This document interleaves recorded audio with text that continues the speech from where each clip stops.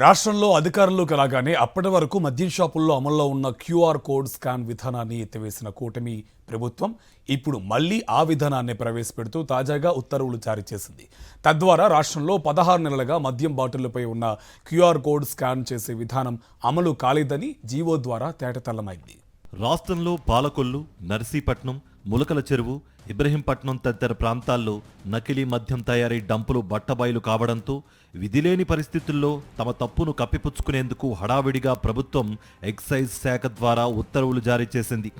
మద్యం సీసాలపై QR code scan విధానాన్ని అమలు చేయాలని ఆ ఉత్తర్వుల్లో పేర్కొంది.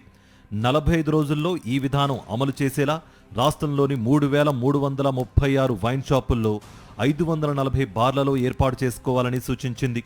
అంటే 16 నెలల పాటు క్యూఆర్ కోడ్ స్కాన్ లేకుండానే సాగిన మద్యం అమ్మకాల్లో అక్రమాలకు పాల్పడినట్టు సమ్మతించినట్లేనని పరిశీలకులు స్పష్టం చేస్తున్నారు.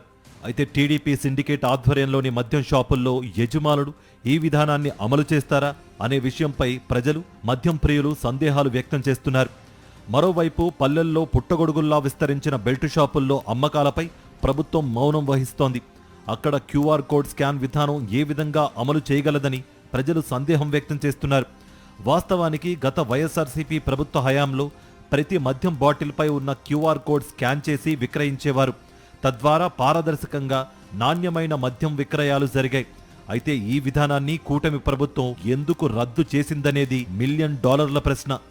తాజాగా కూటమి ప్రభుత్వం జారీ చేసిన జీవో ద్వారా 2024 జూన్ నుంచి ఇప్పటి వరకు రాష్ట్రంలో అమ్ముతున్న మద్యం నాణ్యతపై ఎటువంటి భరోసా లేదని తేటతెల్లమైంది.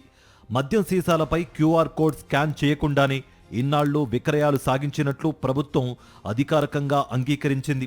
తీరా నకిలీ మద్యం భాగోతం బట్టబయలు కావడం, ప్రభుత్వ ముఖ్య నేతలు ఉక్కిరిబిక్కిరి అవుతూ ఉండడం, అన్ని వేళ్లు టీడీపీ వైపే చూపుతూ ఉండడంతో గత్యంతరం లేక గత ప్రభుత్వంలో అమలైన తరహాలో బాటిల్పై ఉన్న క్యూఆర్ కోడ్ను స్కాన్ చేసి విక్రయించే విధానాన్ని అమలు చేయాలని ప్రభుత్వం ఉత్తర్వులు జారీ చేసింది. తద్వారా నకిలీ మద్యం దందాన్ని కప్పిపుచ్చుకునేందుకు పన్నాగం పన్నింది.